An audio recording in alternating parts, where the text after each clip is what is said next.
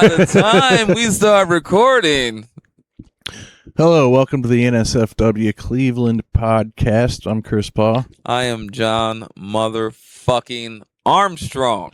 John, here coming in hot. Here in the near future, we're gonna add the an audio version of this to some podcast apps. I was about to say, America, we had some technical difficulties. We had a magnificent podcast we had, and we recorded it. And what happened? Something happened to the audio. It was bad audio. Like, it was the video. How do we know this audio? I tested it earlier. I recorded for a few minutes. Okay. I can pause now and double check. No, let's walk. Roll the dice. Let's walk without a net. Let's do it. No, I checked it earlier.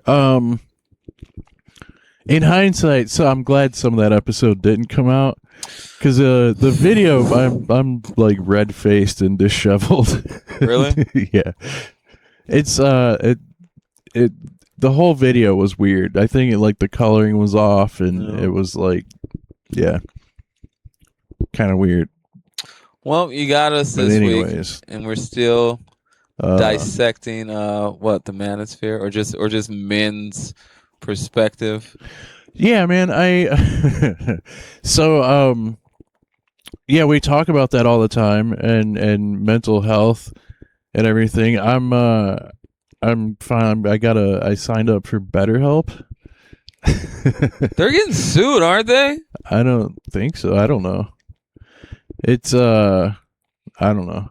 I have a therapy appointment. Have you so you haven't started yet? No, Friday. Nice. But I've started all the assessment stuff and everything. Did I tell you how excited I was to get a therapist, and then I only had her the one time, and now she's just been playing dodge with me? It's so weird. Well, hopefully a therapist traumatized me. My therapist abandoned me. Jesus Christ!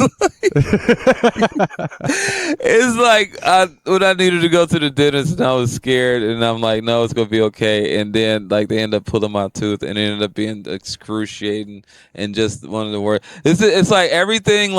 I'll be paranoid about something, and then everybody be like, no, just do it, and then I'll do it, and then it'll be 10 times even worse than what I was like. See, I feel a little validated in my my constant anxiety about the world, or am I causing it on myself? That's the shitty part. That's the really shitty part of anxiety, is the cycle, the feedback loop. Which is why I'm going. You have anxiety? I got. Apparently I have an anxious attachment style. Yeah, there's a phrase I just like. I've been very vague about it. I posted I did the gayest thing ever. I took a picture of my feet in the ocean for the first time. on his gay comment. Okay. I'm sorry. Say that again. No, I did one of those my feet in the ocean pictures. I was like, I'm gonna do this and this and this for a year.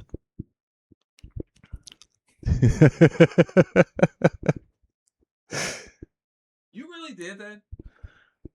Yeah, I was at Coney Island. I posted. All right, Flex, New York. All right. It was a ton of pictures from New York. I saw a few of them. Like you look legitimately happy. You were yeah, I was having a great time. I was like, look at Chris, like living life. Yeah, it was scary.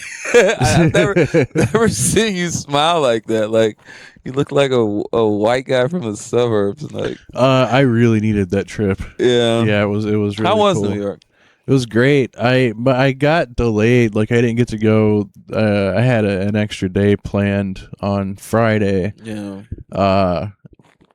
Which got the flight got canceled. I had to rebook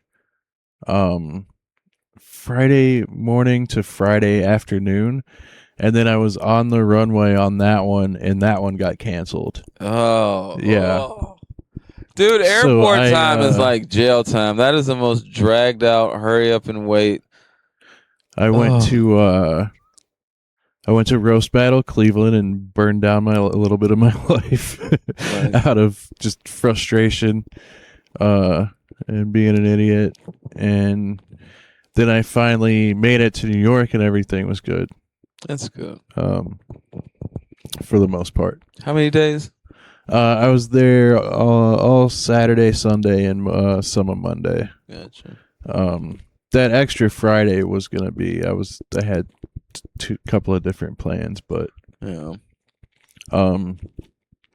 Yeah, I wanted to. I walked about 25 miles. The whole like I it was about that much the last time, but I just go walk around and like look at shit. Yeah. I walked from Chinatown to Times Square right after the Knicks one. Yeah.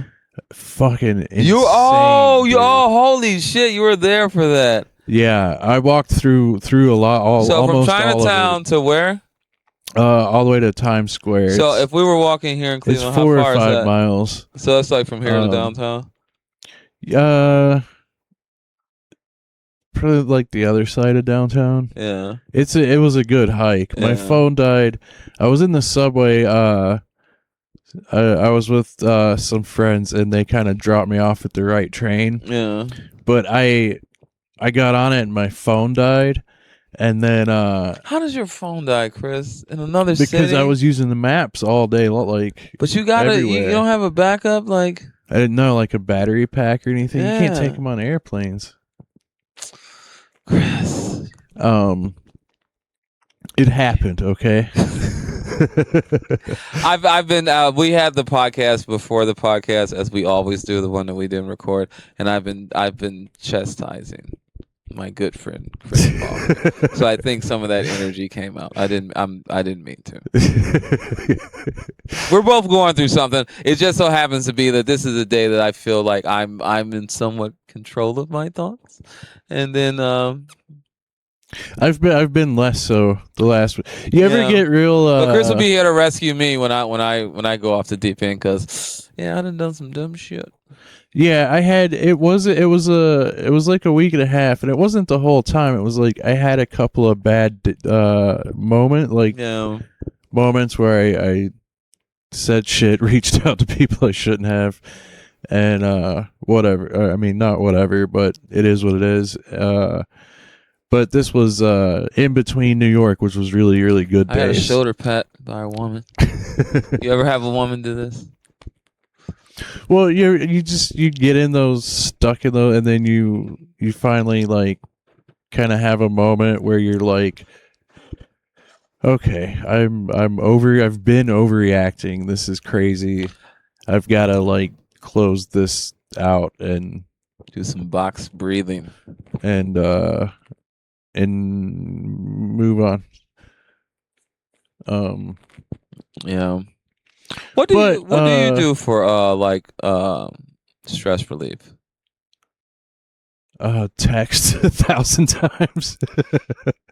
No, that's healthy. Part of the BetterHelp app is like there is like a journal part of it, and so that's what I've just like started doing. I keep telling myself to do that, and then nighttime comes, and then I don't do it. And then the other day, I swear to God, I was awake and I thought about it, and I was like, okay, I remember I'm a journal today. And then I was like, wait a minute, I could really just do it now if I wanted to. And I was like, man.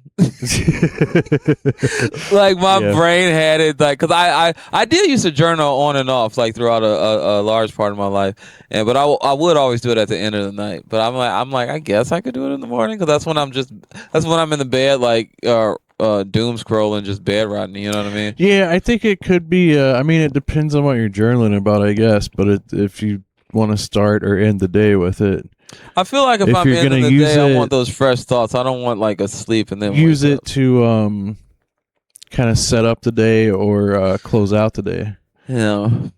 I guess it depends. I too need to write and put my thoughts down. But so my phone died, and then every stop, more and more Knicks fans got into the train to go to Times Square, where they could all riot or whatever they were gonna do. Yeah. And I could not deal with like the tight, like it was ridiculously tight in there. Yeah. So I bolted out of the train. And I got up to the street. I'm like, well, fuck. Fingered and jacked off by a few people. Well, I was like, fuck. My phone's dead. I don't know where I'm going. So I kind of and you can't. I wasn't gonna ask for directions because no one's gonna stop to talk to you. Hi, I'm Chris. I'm from Cleveland. Fuck your championship. How did you get to the Snickerdoodle? I kind of figured out what way the train was headed, and I knew that was like straight to Times Square. But then I didn't know where the person I was meeting. I was just gonna go to Times Square and like figure out where they were at. This is giving me anxiety. But I found a hotel lobby to charge my phone in, and nice. Dude was really cool about it and shit. And, nice. So that's all. But I walked for a long time. Like I didn't even bother. Like I knew I was going to the brightest, loudest spot in town. Yeah. And so I just walked that direction for a long time, and it was cool. You were meeting a comic? What's that? You were meeting a comic? Yeah. I was. Once you got there, did it take you a while looking around, or was it like, whoop, and they were like right there? Well, once I had my phone charged and shit, we were kind of texted and like location because they had shut down part of getting to Times Square. There were too many people, and they closed that down. I had to go around a few blocks, which is. Those are big blocks up there. Yeah. But that's wild. Yeah, we were kind of playing like playing Battleship of like what street intersections we were near, and got to I was all the way into Times Square where we finally met up. Once you guys linked up, did y'all like just kick it, or did you just go to a destination like let's get the fuck out of here? No, it was very much let's get the fuck out of here. Because they shut a bunch of the subways down too, so we had to walk a lot further. And then shout out Dan Wicks. This motherfucker takes off running in the subway. He's like, we've got to catch this train, or we're gonna be walking for 3 hours. And we fucking sprinted through the subways and shit. It was fun. I was very winded. I'm, not in that kind of shape. But how far were y'all going? From Manhattan to Bushwick. It was like I was probably 45 minutes, an hour train ride and stuff, like all together. But that's everywhere you go. Yeah. Jesus. But if we had missed that connection, then it was shut down. Like it was closed after that because this is like 2 a.m. too, and then we would have to go to this other one and then walk like another 30-40 minutes back to his place from the last train going out there. So it was it sucked. That part sucked, but I don't know. How many? It was fun. Now that I'm like physically over it, I'm. Yeah. It's a cool memory. That's awesome, man. Good for you. I want to go to New York. Did the Roasted New York podcast on Monday? That's the Roast Battle New York podcast they do. And I watched a little bit of the UFC fight with Greg Giraldo Jr. Remember Greg Giraldo? Really? Yeah, he's got a kid who does comedy now, does roast battles too. How old is he? He's got to be like 22 or something. Wow. Yeah, but he was there. Very nice kid. He's pretty funny. Wow. Yeah. Wow. Yeah, make you feel old. Everything's like I've been hearing a lot of stuff. Yeah. No, I was at work earlier today, America, and somebody was talking about because Dave Chappelle was here in Cleveland as of the recording today, yesterday, which was the 16th. And so he was saying, how was it? And we were just going back and forth. And I was saying, I love Chappelle. He's the GOAT. But I was like, recently I haven't really been feeling him. You know what I mean? And then the guy we were talking, he was talking about Chappelle's show. And I think I've talked to you about this. But like certain white guys, as soon as they talk about Chappelle's show, they love Clayton Bixby, the black. Oh yeah. It's Dude, I was like American History X and the curb stomping scene. Like there's a certain white guy to where as soon as they stuff like, all right. Yeah, there was a. But saying all that to say, we said it because I was like, you realize that was over 20 years ago. Because he's like, yeah, that was the best thing ever. I'm like, well, he's had a bunch of shit after that, and that's why all this is like. This last shit is like Star Wars to me. I couldn't tell you which movie it is because it's all just an amalgam of the same meh. You had to go all the way back to here, and that's over 20 years ago. So time. So sorry. Go. Yeah. No. I did a land survey on a property next to Dave Chappelle's, and the construction guys come up, and they said the thing. They're like that.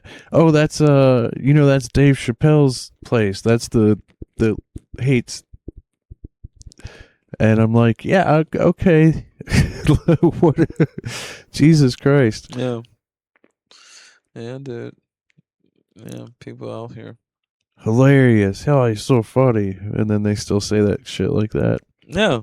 Because it's the same as like that's why a lot of this shit came out of this Rogan sphere, because even if you're not like doing shit yourself, there's a certain amount of like when there's certain black people around and then they're just dropping all these nigga bombs. It's like guys watching two girls kiss at a bar. You know what I mean? They're like, oh, I can't participate, but this is so hot. I just love being around it. You know what I mean? And it's just a certain type of bro-ish, just ignorant, like white dude that loves that shit. Which is, I'm not like, trying to whatever, but yeah, I am. Fuck that. It's annoying, and it's just like. And not even on some kumbaya, don't be racist, let's all get along type shit, but it's an obnoxious personality type too. Like just the idea of like quoting or like just zoning in on these specific things. And again, I could be pragmatic and be like, I don't trust a white person if they've never said nigga. You know what I'm saying? So I ain't even saying it so much like that. I'm just saying like, oh, we said it growing up all the time in Georgia. Yeah, the white kids in Cleveland said it. I didn't even realize, but they were saying it like nigga, but it was still whatever. But like, but anyway, like, it's just that type of energy of just this hyper fixated on all things black all the time. It's weird, dude. Yeah. It's fucking weird. It's one thing like, okay, and I've said this a million times, if you don't like me, you don't like me. Ooh, we don't look alike. Oh, they not like us, blah, blah, blah. But just one of the things that's so weird about white supremacy and racism is just the fixation with fucking black people. Oh, you hate us. We get it. Jesus fucking Christ, nigga. Like a lot of these people don't want to be around black people and they're not around black people. So it's like the guys who, again, manosphere, will have all these problems with women, then they do all this shit, these man retreats and all this other shit, and they still just end up being the biggest simps. They end up turning into fucking passport bros. And you know what I mean? It's like you're gravitating towards all this shit you claim you fucking hate, and some weird confirmation bias and also some weird submission, like realizing that you're not this guy that you think you are, which is why the racist guys love cuck porn and all this other shit. It's all sick. It's just a bunch of sick men bringing this country down. The manosphere is horrible. Patriarchy is horrible. White supremacy is horrible. But it's all the advice is horrible. That's why I was thinking about this for the podcast too. Is all of this advice online is like it's like reading a mechanic's manual and trying to change parts on your car yourself. Yeah, you gotta get like. That's why I was like, I'm gonna go to therapy now. Yeah, you need a guide because I was watching all these. What do I do with this? Yeah, therapy videos and like trying to find like legit therapist and shit, and then I went to like the Cleveland Clinic website and started looking up some shit and comparing it, and none of them are like. It's all different, like just different ways of game playing and shit.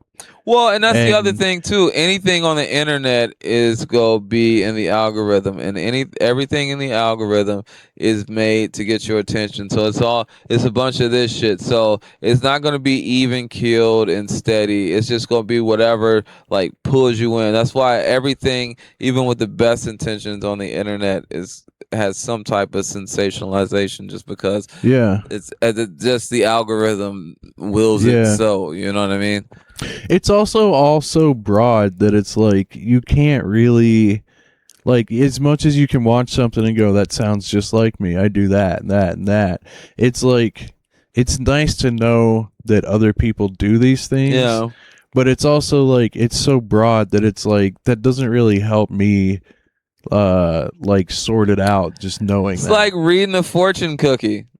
It's like, Yeah. okay, yeah, Yeah. but you can kind of pass this around the room. Can you get a little more zoned into Yeah. me? I think it's good for like once you like actually talk to a professional and Yeah. kind of sort some things out, then you go to that. But yeah, I had a situation where I was filtering everything through these videos because I'm trying to do the right things, and then it did not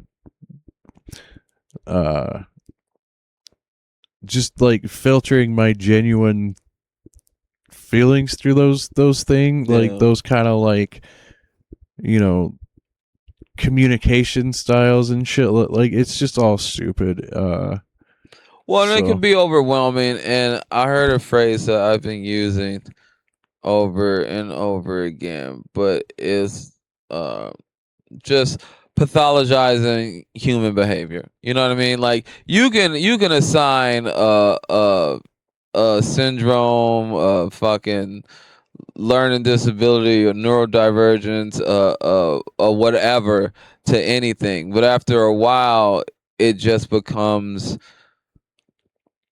you're not getting to the point. You're just. It's like it's like not even looking at a house. You're just describing every nail and every board and every. You know what I mean? Yes, this is what makes this thing up. But when you atomize it like that and break it down that much, I mean, it's not that you're lying, but in a certain way, you're not even looking at the thing anymore. You know what I mean? yeah. And Well, it that's gets what lost.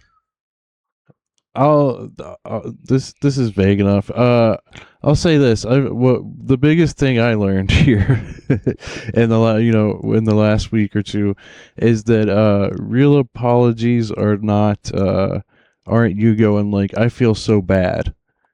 It's Yeah. gotta be like you have to genuinely care how you made the other person feel, and then stop. Yeah. and Well, and and even if that sentence, you're I feel so bad, like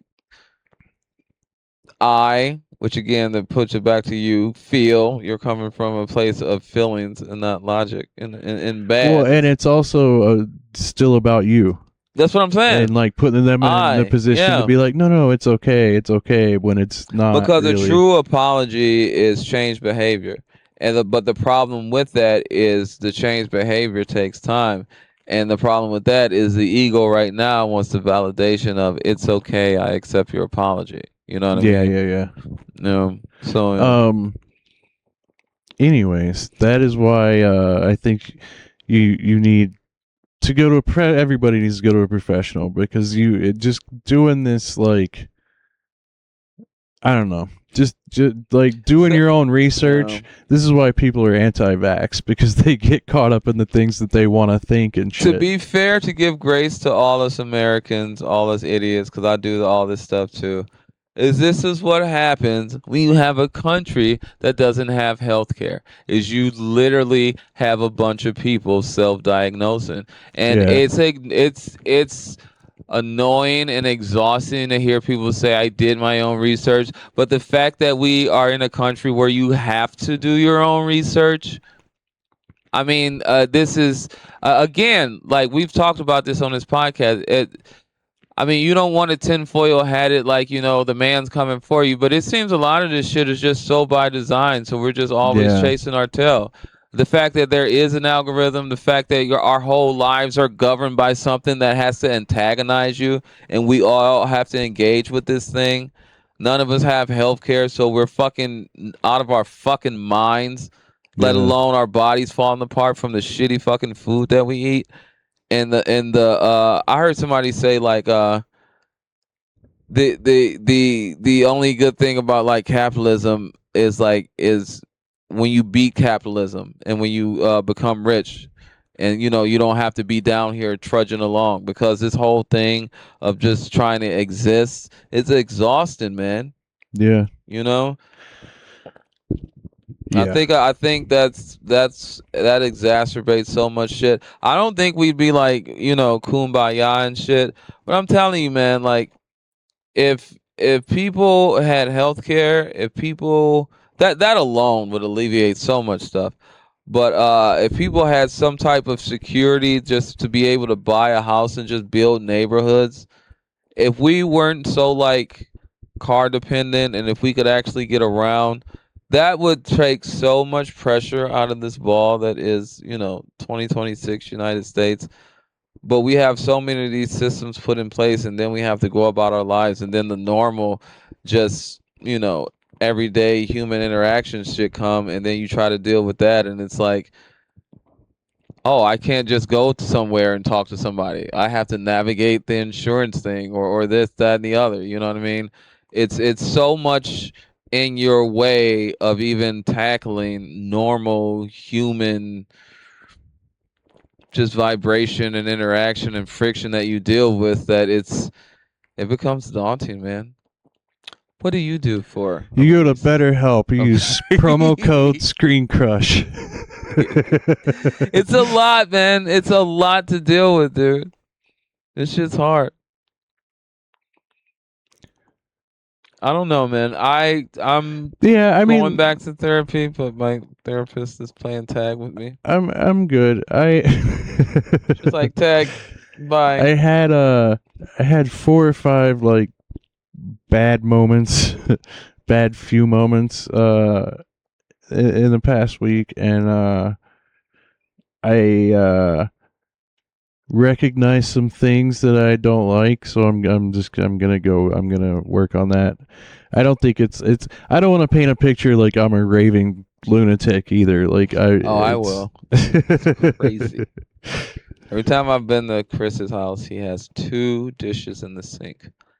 Fucking nutcase. He won't wash those last 2. He'll wash everything, and he'll leave 2 in there. It's really weird. I don't get Those 2 are the ones my daughter refuses to clean up after it. herself. Those are the 2 that get in there after I've cleaned everything. I'm just being weird. I've never even looked at your sink. Oh, well, that does happen. No, I don't know, man. I've had this has been me and Chris have been kind of like bouncing around it, because we're not trying to put anybody in a precarious situation.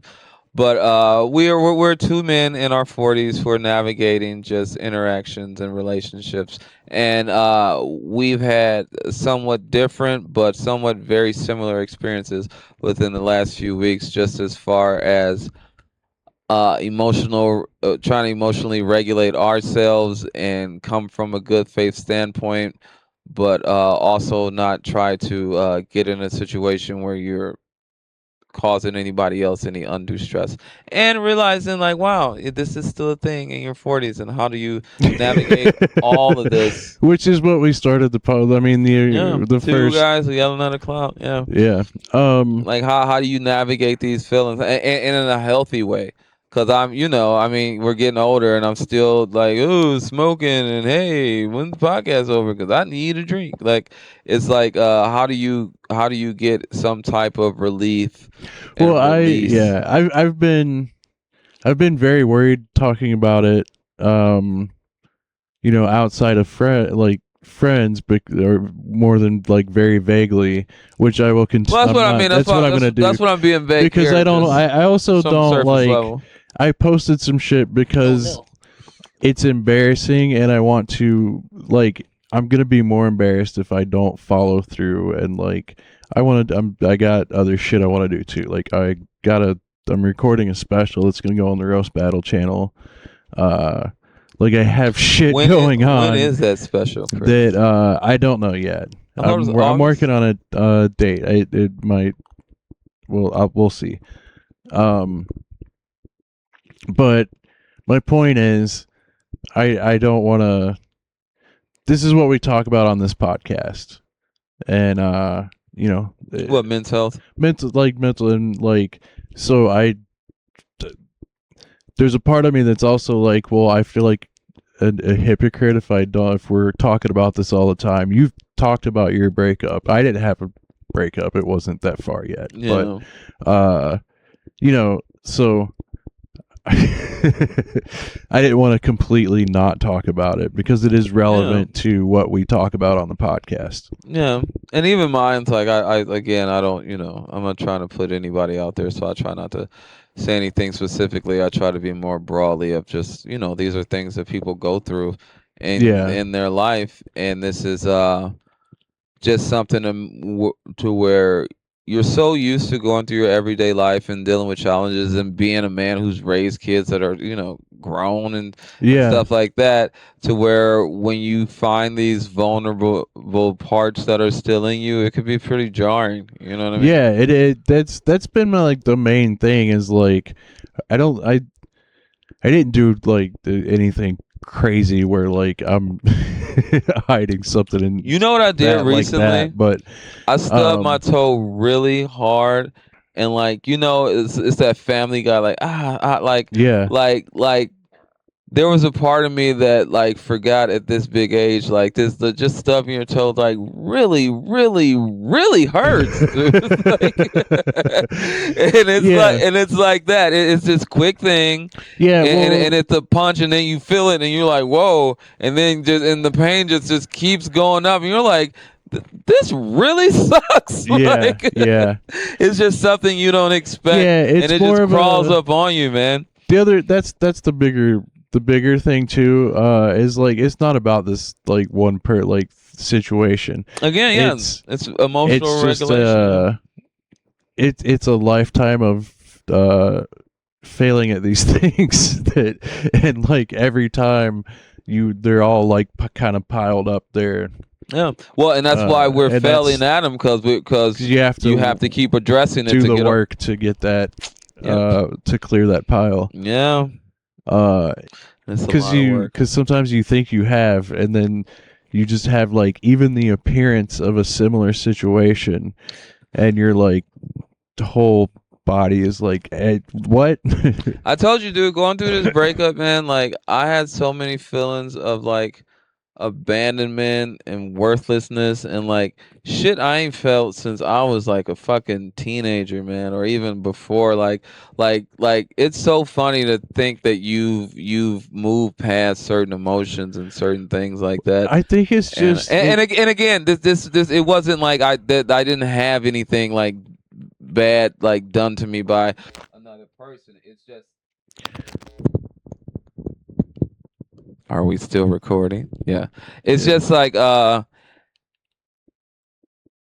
was so used to moving as a unit with another person that when I was back on my own on John Island just by myself, there was so much that you don't realize how much you're leaning on somebody or how much you're putting feelings away and jumping into this potato sack race with somebody. I think there's this thing too where if you've been in a several long-term relationships and shit, that's part of the energy you're carrying into, so you already know how to get to the comfortable part.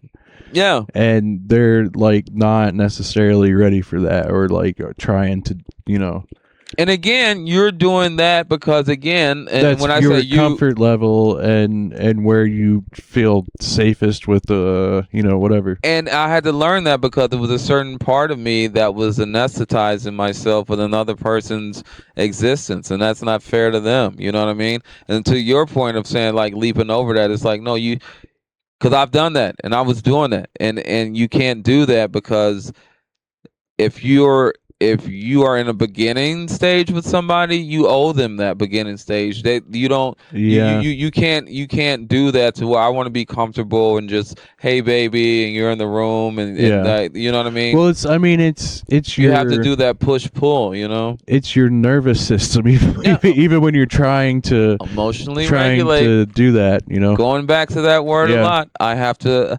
because yeah, emotionally regulate and I can't speak to a lot of different dynamics, but for heteronormative like male female relationships, I have it took me a while to learn that as a man, if you don't emotionally regulate yourself, women pick up on that, and it is a big turnoff because she is looking for you to be emotionally regulated so she can be with you and lean to you. And not just that she's in some subservient role, because if she gets to be in her feminine, then you do get to lean on her, but just not in a way of seeking validation. You get to do it in a way of her comforting you with her femininity, but it's not in a way of seeking validation, you know?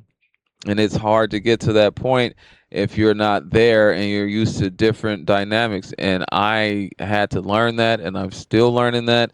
And it's wild again to be at this big age, like, and like training your brain to do things that your emotions naturally want to go this Yeah. way, you know? Dude, I really do think that having kids young is like you're stunted, like, and it's not to blame them or anything like that. I don't, uh love my kids. I just know that It's like you're just getting used to fucking, and then the thing that fucking was made for makes it. You're like, and then I've talked about this before. I had an arrested development sexually just because, I mean, I didn't start fucking until I was 17, but pretty much 18, and even then I wasn't like outside. You know well, what I I mean? And never then I get my kid's mom pregnant when a few years later, yeah. and then it's like so you're a house cat all over again. My kid's mom was the second person I dated. Mine was the third. Yeah. Yeah. That was the slept with Fucking insane, everything. man. Yeah. Yeah. And then that was like 8 years, and then when that was over, I mean, I had kids, and then 11-year thing immediately, Yeah. and Same. then Same. and then since then, just kind of a series of things that I couldn't handle. Yeah. Same. And the problem with that, and me and Chris have talked about this before, is you have to grow up really fast, then you're in these long term relationships, and both of y'all are growing together, so there's a push pull and just a growth and then eventual growing apart. But then the other thing that happens is the older you get, because you have kind of this again, not so much sexual arrested development, but dating arrested development, because that's the other thing I realized being in relationships versus being single. Even if you fuck a lot being single, you're not fucking a lot. like, Yeah, yeah. like in a relationship, even if you ain't fucking a lot, the pussy's right there, so you're fucking a lot. So it's more of a dating arrested development. But the problem is once you start dating, again, you still have your things that you didn't learn, but then you're dating women who've been dating much more than you. So then there's a certain, at least speaking from how I felt, not now, I've gotten over like a lot of this stuff, but you feel like you're coming from a deficit, and as a man, there's a certain amount of just like insecurity that did bring up, because you're essentially dealing with women who are more experienced than you.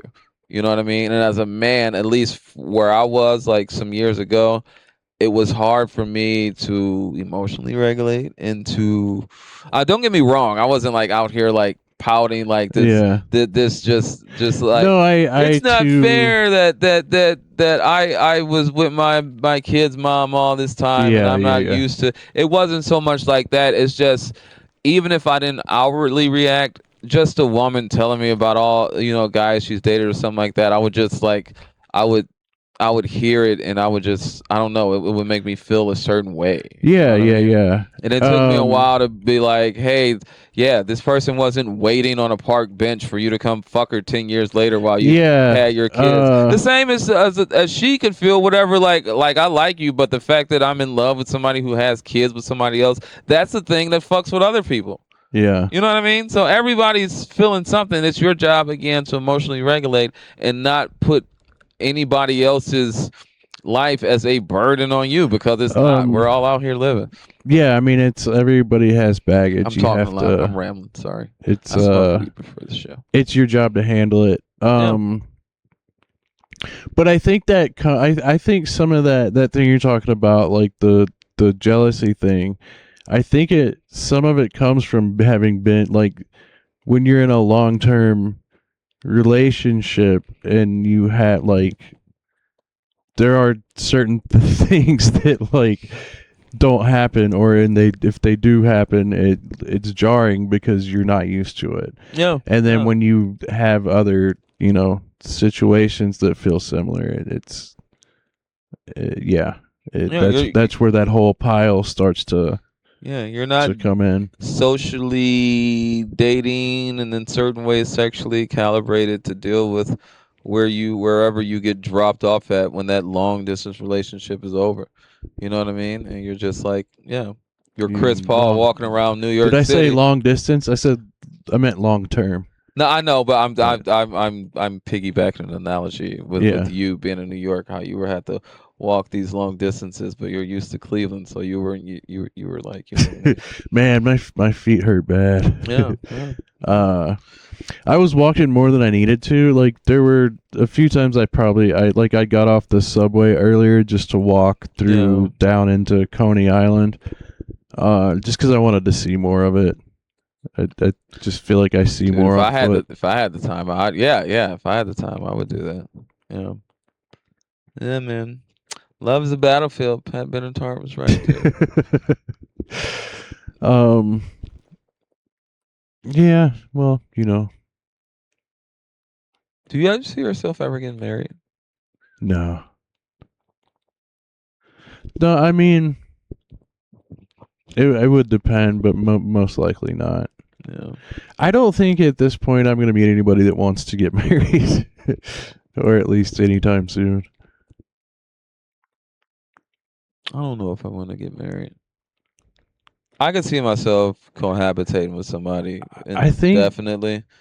I think that's kind of been my problem. Yeah, I think that's more. That's kind of talking about. I was with these women for all this time and it ruined me. And then the women are that I'm sure the said women who will remain nameless, who are wonderful human beings, keep like that nigga wasted all these years of my life.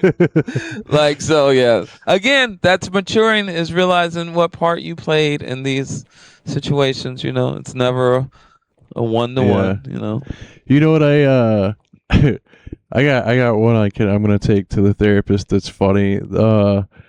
I was so at roast battle, they have the judges and stuff, and it was Jeff Ross. There were two other judges, and you dropped a name there.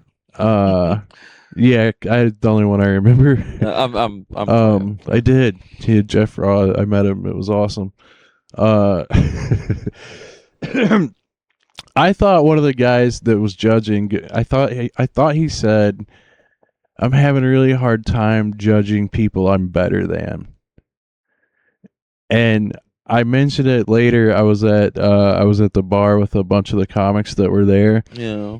And like that are all like friends, and we'd been talking about like whatever was going on with me, and then they brought up the roast battle, and I was like, I didn't like that one judge. Like, I don't like how he was like, oh, I'm having a hard time judging people that are better than me. And two of them were like, that's not what he said, Chris. He said, I'm having a hard time judging people that are better at this than me. And even the way you just said it, you said it backwards. I immediately looked at my other friend I had been talking to my shit about and was like, I think this is the problem. I think this is Rorschach test. You keep seeing your dad beat your mom. Dude, we were having a discussion again, the podcast before the podcast, and there's a certain individual that we mutually know, and Chris was like, "Oh, this individual I think is whatever," and I'm like, "I don't think this individual is whatever." But again, in the context of the story, I could see where things were going with that, so I'm not totally, shitting on Chris here. But again, it's to that point of like, sometimes you're seeing stuff because Yeah. When you're a hammer, everything looks like a nail. I do that with racism, dude.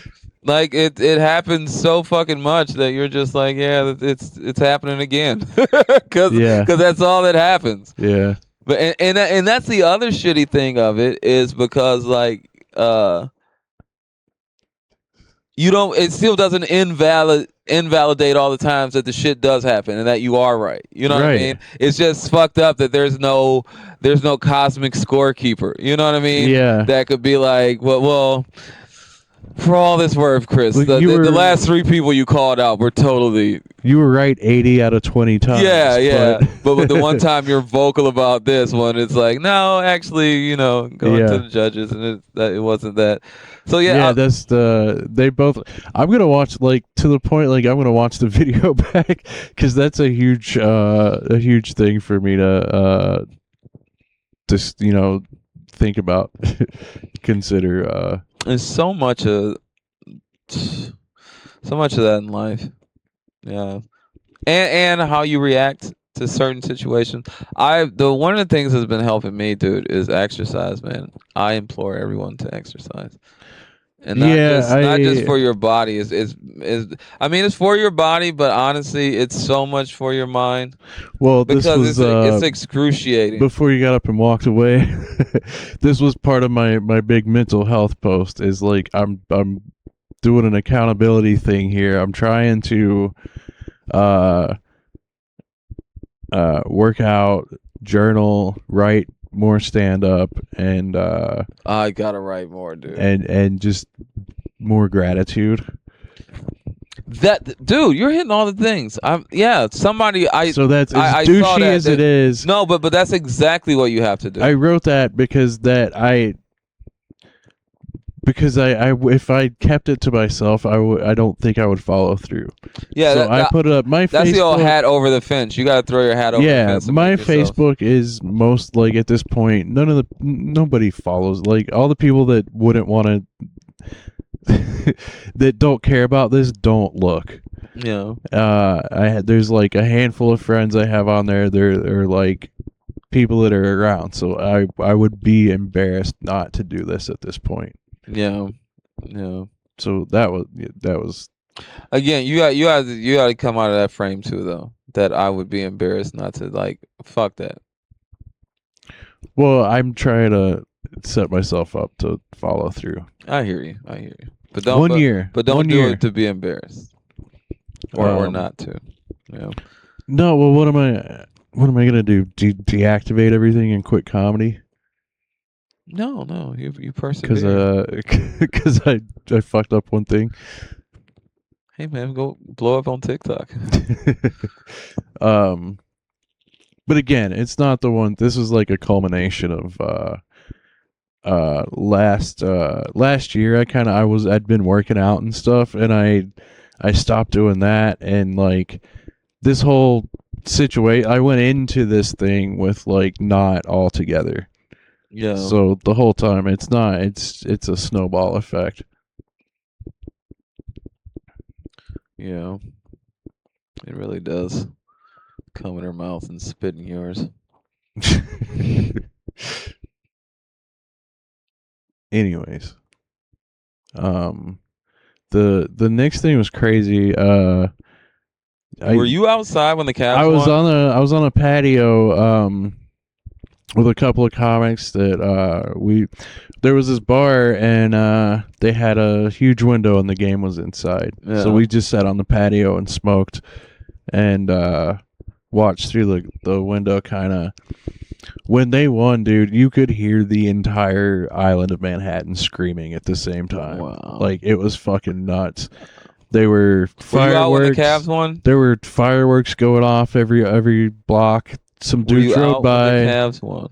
No. Okay, that's why I'm asking, like, if you could compare, like, the energy. Yeah, I've never seen this energy level before. Well, that's why I'm saying I'm sure New York was more just because it's just sheer more numbers and more people. Yeah.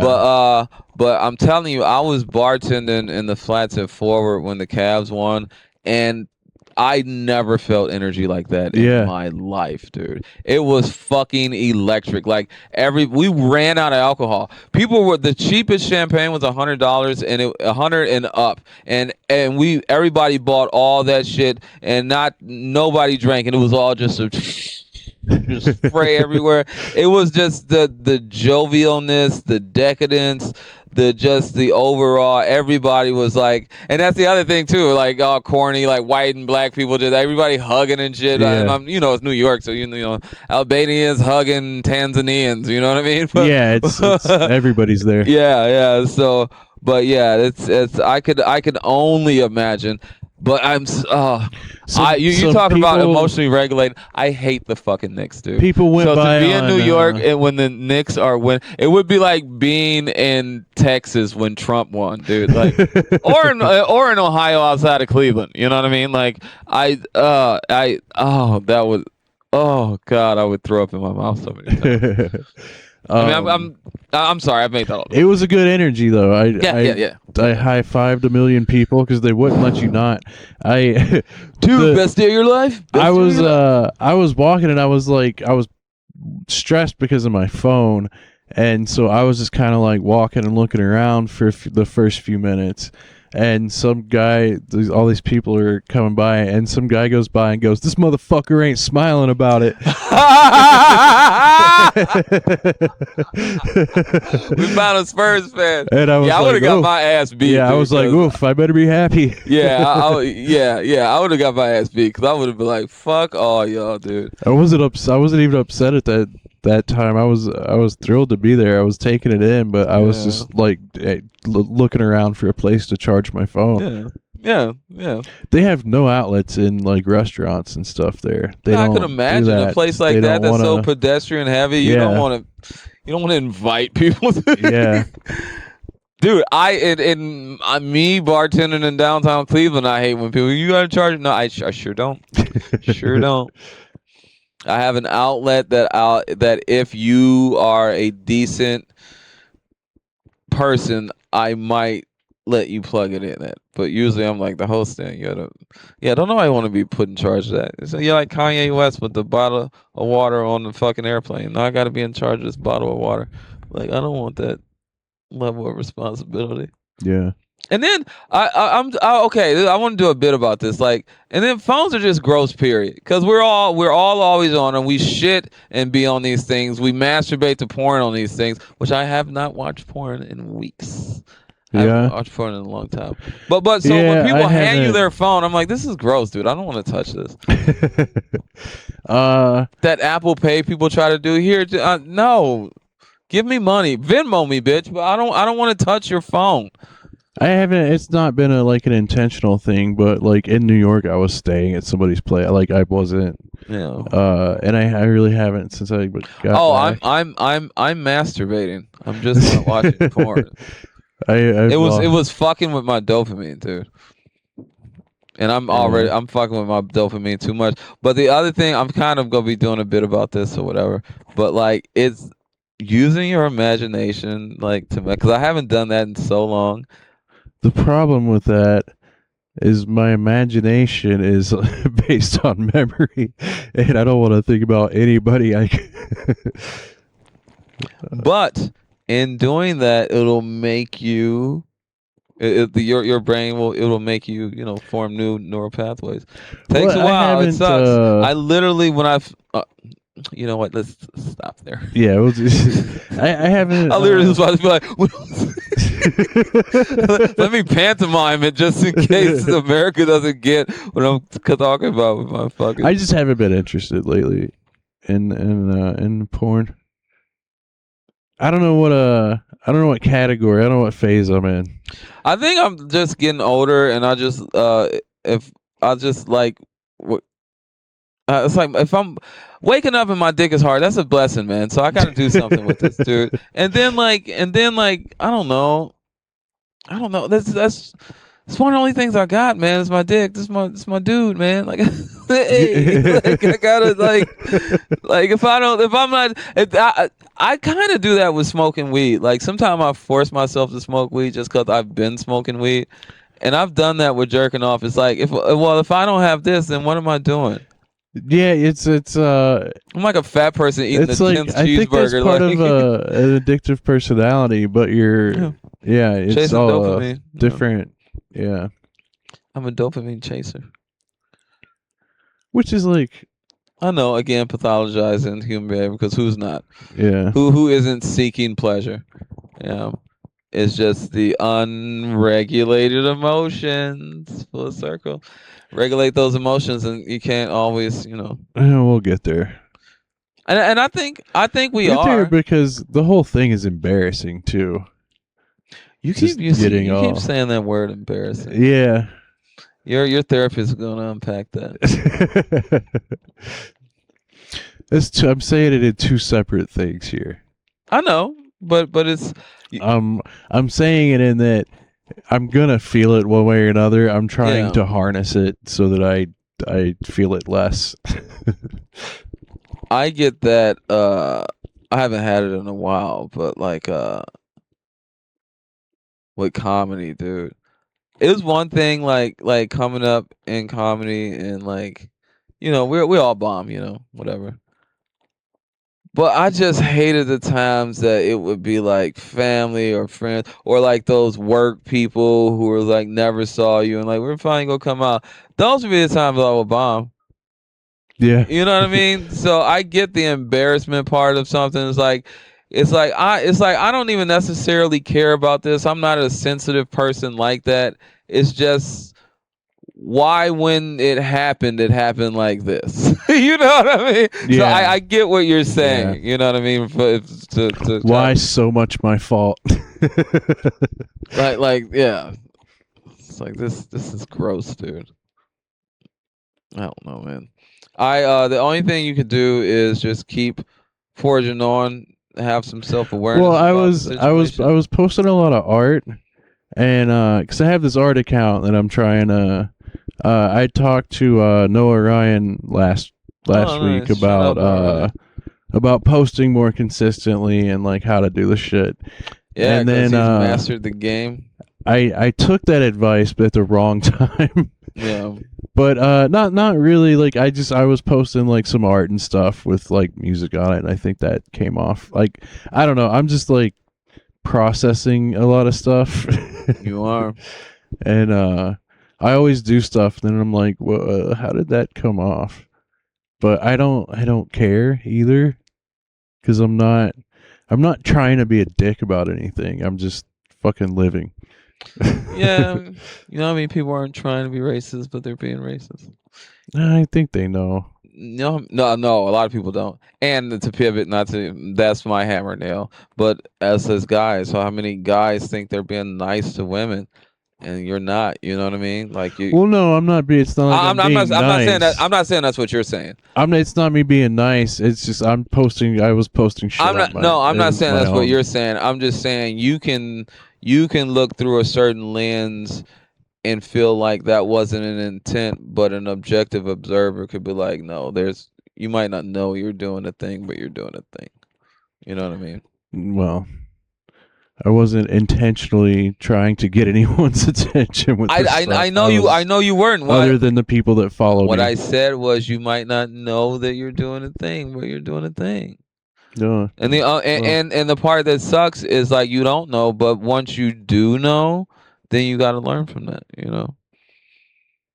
Sucks. It sucks. Emotional regulation. At any rate, it was mostly fun New York stuff. When are you going back? I don't know. I'm going to Chicago in a couple of weeks, and then I'm like broke for the rest of the year. Dude, my little girls just went to Disney World with their mom. Shout out to her for paying all that money. I was like, good for you. And then she was like, well, the girls need this, that, and the other. And I was like, fuck. So I was like, I'm gonna be broke for the rest of the whatever. Yeah. And then everything's slowing down, bartending's slowing down, comedy's slowing down. So I'm super like broke. Yeah. I'm not. It's not like broke. I got a bunch of. No, I've been paying off credit cards and stuff, but you don't have like room to kind of, yeah, and especially because I'm trying to go to Chicago in the next few weeks. So yeah, and nobody hit me back. I for got stand up. yeah, I got to send out emails again and then tap a few people on the shoulder, like, because that's the other thing. I got to get better with emailing, and I've only been dealing with people I have a rapport with, which is the smallest group of people around here. It's just I've been lucky to been busy, but I'm like I got to get out of here. You know what I mean? Worked with Leslie Jones. You know what she said? You're really funny. You got to get out of Cleveland. And I'm like, I know Leslie. I know I can't do a career here completely, but still, just hearing that, it's like, yeah, John. So I got to forge some connections, but I will be in Chicago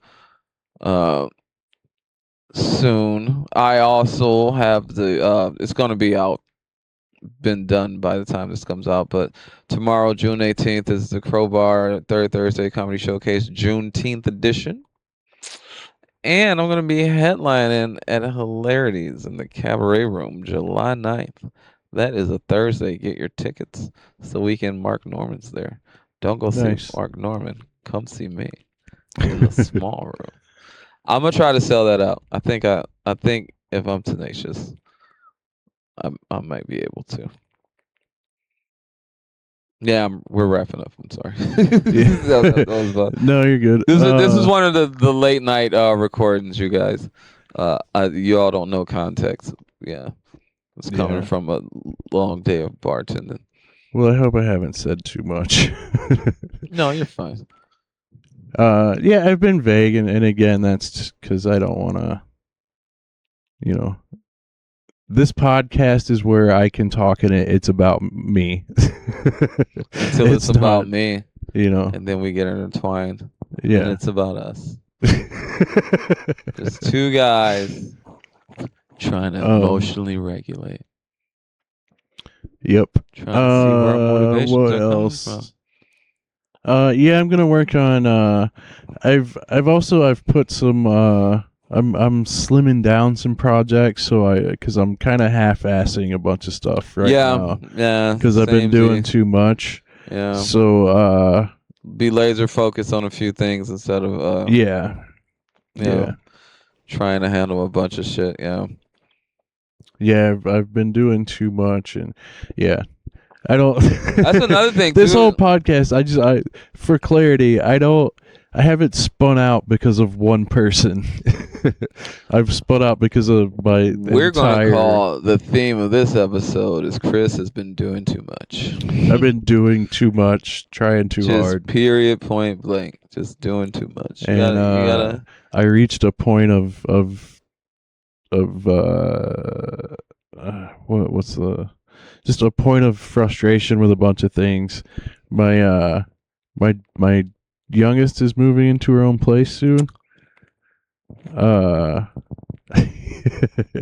that how you do it? Yeah. So yeah, it's more like it's a whole bunch of things coming together. And go to betterhelp.com. Culminations be culminating, man. Well, one good thing is it's summertime. Yeah, no, I'm looking forward to get that vitamin D, man. To sunshine, getting refocused and shit like that. Yeah, dude. You got a lot of good stuff on the horizon. Focus on yourself, man. That's what I'm doing, and I implore all y'all to do that too. Focus on yourself. That Michael Jackson was right. Start with the man in the mirror, dude. Then the world will work out. Then again, the elites killed him, but that's another podcast. All right. We're the NSFW podcast, guys. Chris E. Paugh on Instagram. John Armstrong Comedy. Instagram. Thanks for listening. Thanks, guys. Take care of yourselves out there. Look at us.